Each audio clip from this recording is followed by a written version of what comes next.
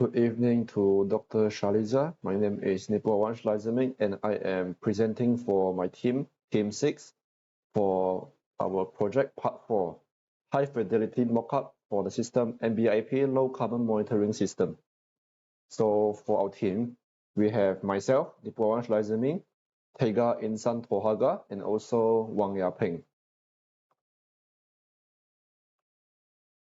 For the project introduction, there are several issues that the Iskandar low carbon project has ran into, which is firstly, they can't track how many environmental projects are actually happening and being finished, so they don't know where things are getting stuck. Secondly, data about projects and carbon emissions are scattered in different places, and there's no central platform to monitor everything. Thirdly, it's hard to analyze over time if projects are working well or not. The math is actually done by hand, which takes a lot of time and also might have mistakes. And lastly, the people who live in the Iskandar area often don't know about the low carbon plans the NBIP department is having. So they aren't changing habits or tracking their carbon footprints to help meet the goals. So this is our overall physical TFT2B system level 0. As we can see, there are three entities here, which are NBIP consultant, residents, and also the NBIP planning department.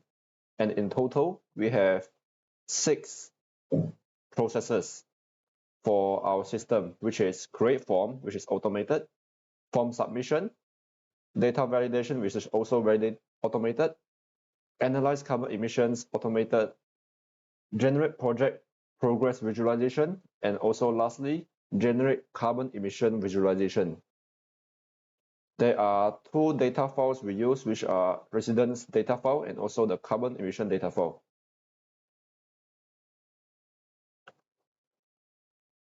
So for the task distribution, since we have 3 members, we distributed the task of 6 processes to be 2 processes for each member. So for Tegar, Insan, Tohaga, he is responsible for the process 1 and process 2, which is create form and form submission.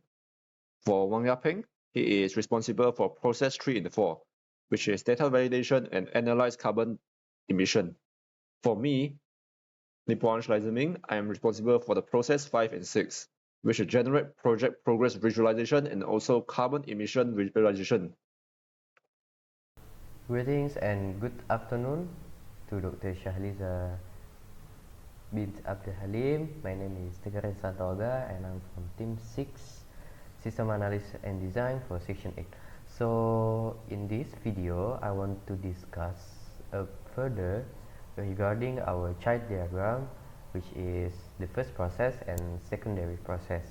So for the first process, which is creating form, it connected to the secondary chart diagram, which is form submission. So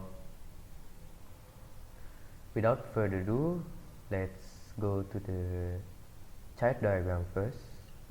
So for the creating form, as you can see, the stakeholder can gather all of their entire question, and they can also gather or they can input all of the semi-structured question into the question bank, and the question bank will gather all of the question and make it structure.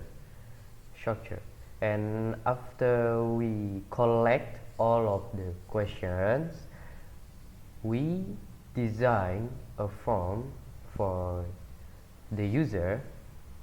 So after gathering question, all of the entire question will transfer into the secondary process.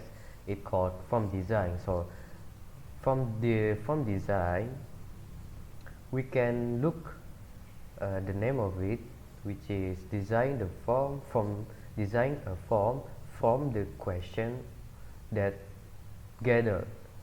So after all all of the questions and the design combined into one form, one design form. After that, we transfer it into form setting to configure all of the form to make look better, and to make the form is structure and the design is quite beautiful. So after we configure all of the form, we have to make sure that we gonna test the form, because if we don't testing the form, it's gonna quite rapidly worse. So I suggest to test the form, because if we don't attempt to test the form, they're all basically gonna falling down. So after testing the form, if there is several amount of form is good to configure, we can distribute the form. So to implement all of this chart diagram, let's us shows the graphic user interface.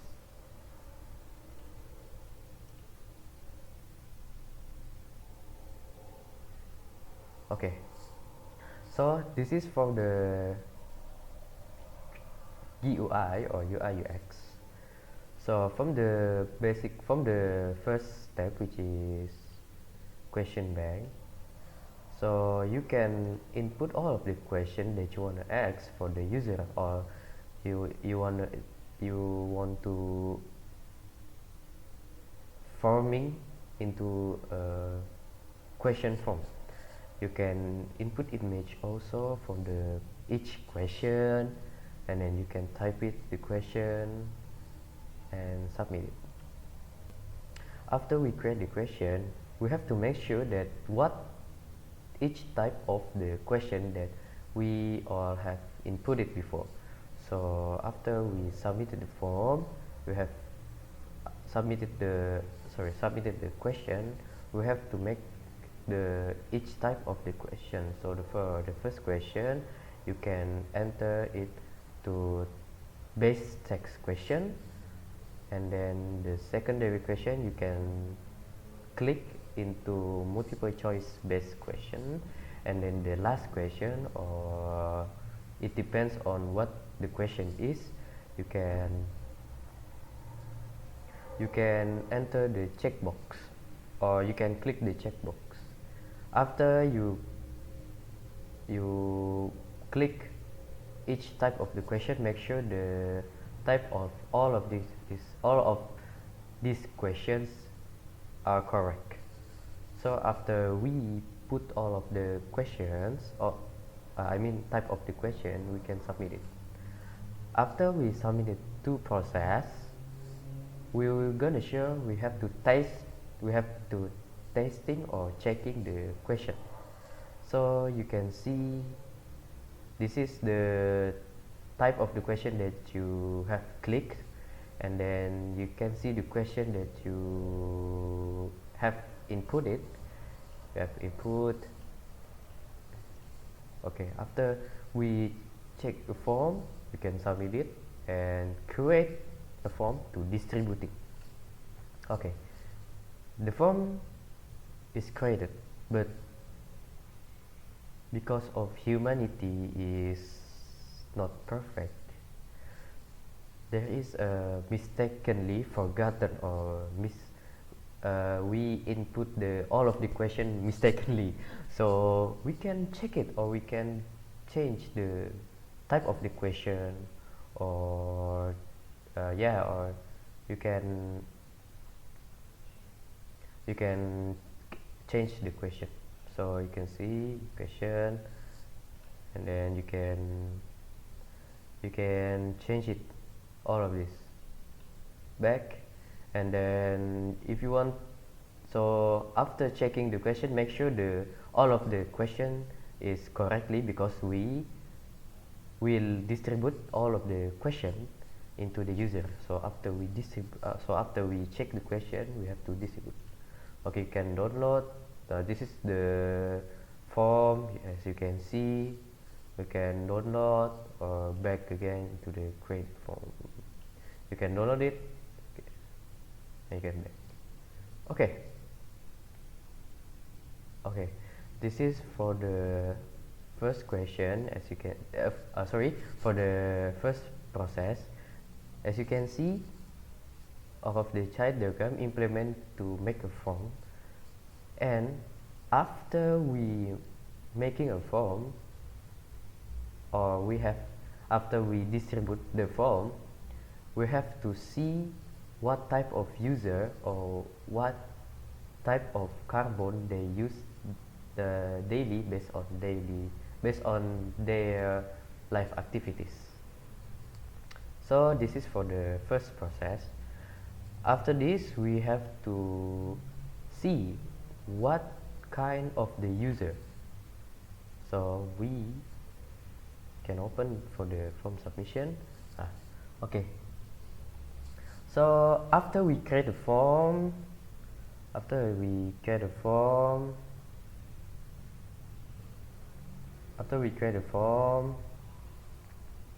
so this is process 2 for form submission, and then so the type of the question including names and resident information, type of user, resident information, and there is a collection of consumption data. So all of this data from the user is to show what kind of usually their activities for using carbon emission. So this is the resident information, what type of user, what type of their gender, and resident information, which city they live, and also energy consumption data, carbon consumption lifestyle survey data. After this, after the form submission, we can confirm the form of all of the user form. Okay, let's see what type of UI UX that suitable from this chart diagram. Okay, I have created I have obviously created all of the submission form.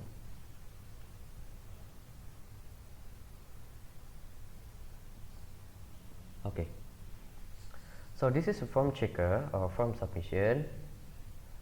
As you can see, you can check it. Okay, if you want to change the date, you can also change the date. You want to change to 6, or you want to change to 17, or you want to check the user answer. Okay, so this is the resident identity. What his name, what the gender, what his address, resident information. So what type of carbon consumption per daily, and then so after this we have to check the answer. So this is all of the question that you entered in the first process, and then all of this answer. So this question is also include the answer also from the user. Okay, after this, after you see or check about the question are suitable for the answer, you can confirm. Oh, I think like this answer and this question is sweet, so you can confirm. From confirm.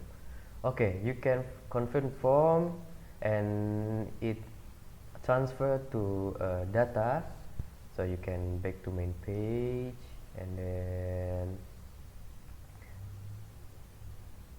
as you can see, after submission form, you can check the percentage of carbon consumption, and then you can see in this type of particularly statistical. So okay, So as you can see, there is resident information, collection of consumption data from submission confirmation. So for my conclusion, that if we want to make a UI UX design, make sure to check first about the DFD, because the DFD is the fundamental structure to make UI UX design. So I think that's all from me. Thank you for your kind attention. I hope I can see you in the other days. Thank you. Assalamualaikum warahmatullahi wabarakatuh. Hello, my name is Wang YaPeng, and I will introduce to you a process 3 data validation. And this process involves the verification of energy consumption data and research information and carbon emission lifestyle survey data to ensure that we have the reliable and accurate information. And for first is verify energy consumption data. In this process, we first obtain energy consumption data, and next we will value the energy bill using OCR, and is to ensure data encryption and completeness. And you can see if the data is used this, we will be there to outside, and the next useful will continue to next process.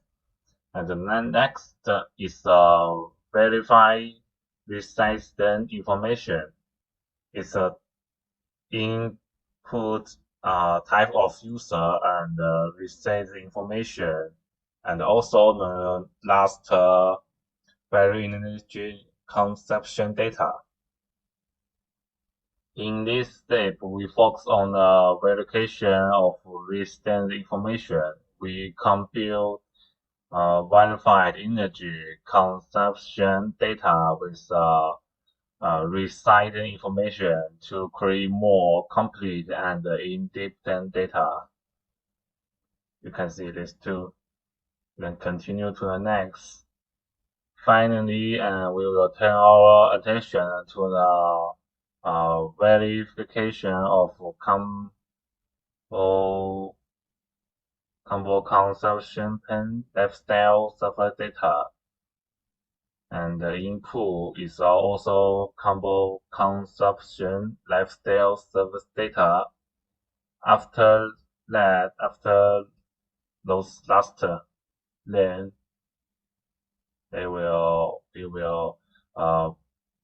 we have this process is ensure we have accurate lifestyle information, allowing for more complete understanding of all subset of combo infestations. And finding this layer of the value data together, we get a rigorously screened data set. The key to this process is that we, through step-by-step data validation, we can ensure that the data we will only is trustworthy and accurate. And I will show the model. The model is yeah.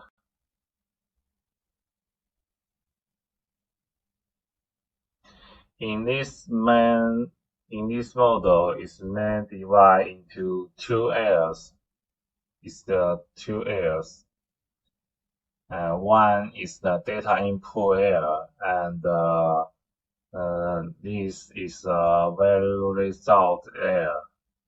You can enter the energy consumption data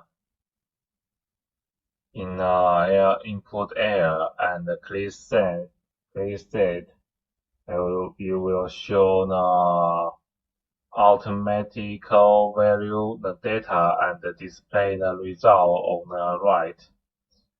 At the same time, it will also show which part of the data will successful and which one is unsuccessful, and they will show the result in a green one and the red one. And that's for part 3. Next, I will introduce energy combo emissions, and process that is inclusion to our environmental management and sustainable development goals. First, we will value the energy consumption data by individual user type, such as individual user or enterprise user. Following by the last process, at this stage, we will focus on the data cleaning. This includes cleaning of energy consumption data to ensure there is no invalid or inaccurate information in our data state. And the completion of this step means that we have a clean and reliable energy consumption data which lies the foundation for the next calculation. And next, we use the predetermined calculation formulas that to create a combo emission for clean energy consumption data. And this step is the core of the anti-analyzing process through scientific calculation means that we can obtain a separate combo emissions, providing substantial data support for environmental assessment. In this step, we assessing the combo carbon incision calculation result to the corresponding regions.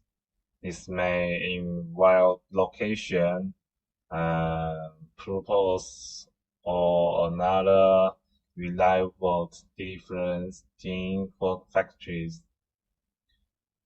And finally, we have analyzing combo investigation data, a compilation step data that combines user types, energy consumption, calculation result, and regularization. Next, I will show the model.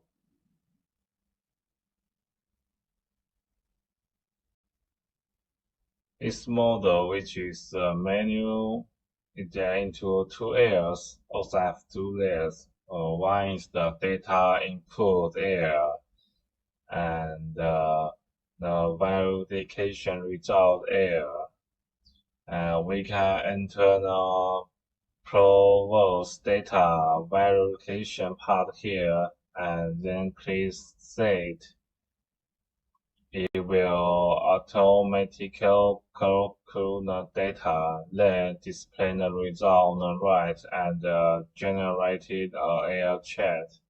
You can see this is the AR chat, and the user can to really understanding the air, analyzing data, and the user also can choose copy. You can choose copy or delete the data, and or if you choose not delete, you can enter the new data. If you choose copy, you can take the data, analyzing data to the next stage.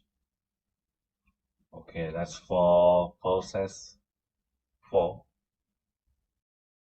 My name is Nipuhawanj Lai Ze Min, and I'll be presenting for the process 5 and process 6. So let's start off with process 5 first, which is generate project progress visualization.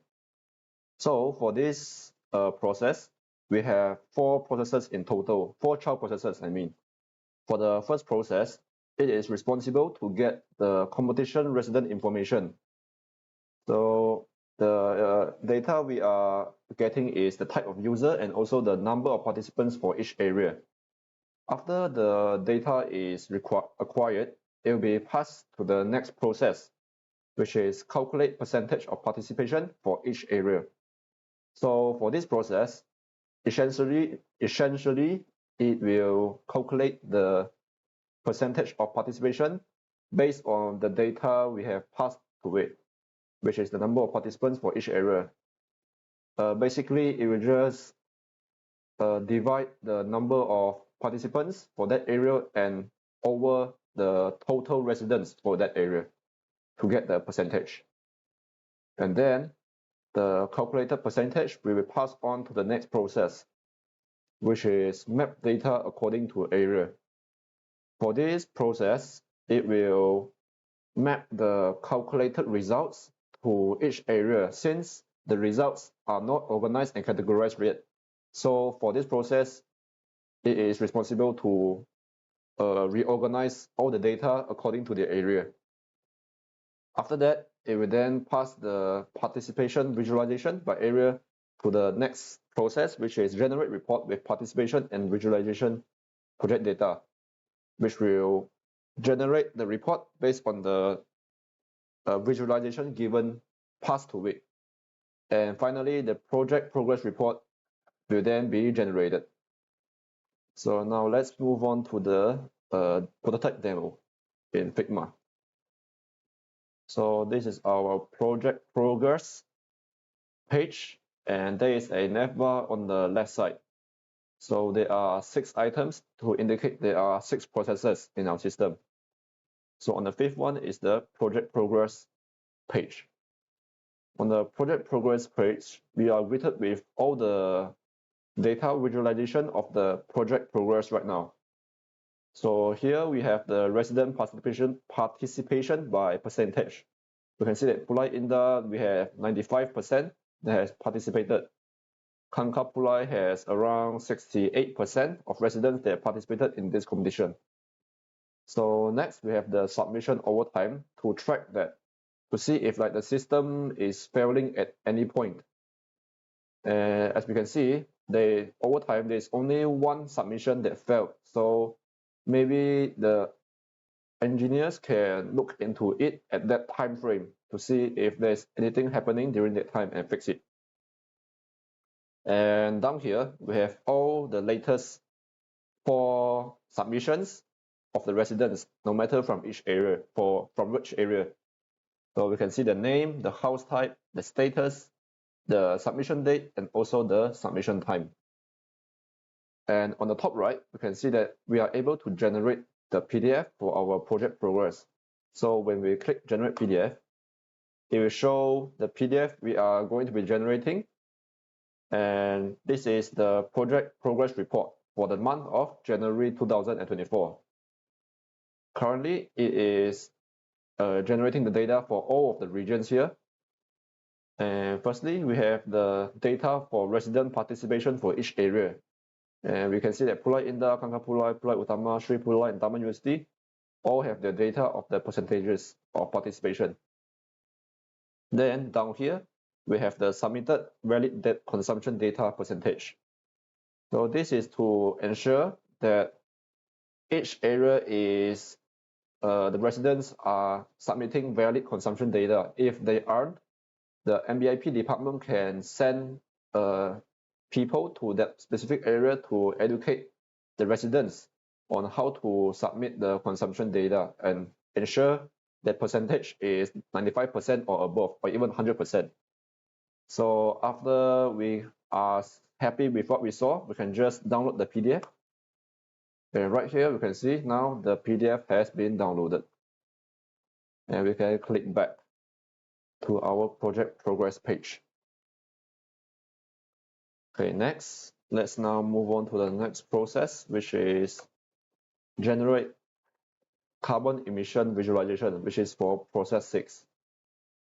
So for this process, we have only 3 child processes, which is get carbon emission findings, map carbon emission according to area, and also generate report with visualization and carbon findings. For the first process, similar to the last one, it will be responsible to get the data from other processes. So from the first process, it will get the carbon emission findings, which is calculated from another process called analyze carbon emission. So the results from that process will be used for our module here. Once it has acquired the carbon emission findings, it will then pass the findings to the next process, which is map carbon emission according to area. Similar like the last process, process 5, it will map all the carbon emission findings to each area because the data is not yet organized yet. So because we are also planning to show a map, and when you hover over each state in the MBIP region, it will show the percentage of carbon emission or even the total carbon emission for each state, like for each area, MBIP area. So after it has mapped it, it will then pass the carbon emission visualization it has generated and also the carbon emission data for the next process, which is generate report with visualization and also carbon findings. And after that, the report will be generated. So now let's move on to the demo. So right now we can click on the last one, which is the carbon emission report. So on this dashboard, you can see that we have a lot of data here, visualization. So for the first one, you can see that there is a carbon emissions by area, in which we can hover over the Johor area in the Iskandar Puteri area and show like the total carbon emissions for each area. I feel like this is an easy way for the MBIP planning department to see and take a glance at which area has the most carbon emissions interactively. And then right here, we have a total carbon emissions over time, which shows the trend of the carbon emissions in the Iskandar Puteri area. So on the y-axis, we have the kilogram per carbon dioxide for the carbon emissions in Iskandar Puteri area, and also the date in the x-axis. So from this graph, you can see that it is slowly rising, which is not a good trend. And then on the bottom left, we have the top areas by carbon emissions, which shows the top 4 areas in the Iskandar Puteri area, which has the highest carbon emissions calculated. So as we can see, Tamhan University has the highest carbon emissions, followed by Pulai Indah, Sri Pulai, and also Pulai Utama. Next up, we can also visualize the percentage of carbon emission costs by each category. So as we know, there are 4 categories that will cause carbon emissions and that we have collected, which is electricity, water, waste, and also recycled cooking oil. We can analyze from which category that contributes the most to the carbon emissions so that the MBIP department can tackle that category first before moving on to the next one. And then let's move on to the generate PDF section. Similar like the last process, we will show the PDF before you download it. So we can see that it is separated by their categories and also their total emissions for each category. This data is actually for all of the regions in the Iskandar Putri area. So it won't show it by area first. And then it will show the details of the emissions, and then it will total it up right here. And also this is for the month of January 2024. If you are satisfied with the results, just download the PDF and boom, the PDF will be downloaded. Then after that, you can go back and we'll be back to the carbon emission findings. And that's it for process 5 and 6. Thank you.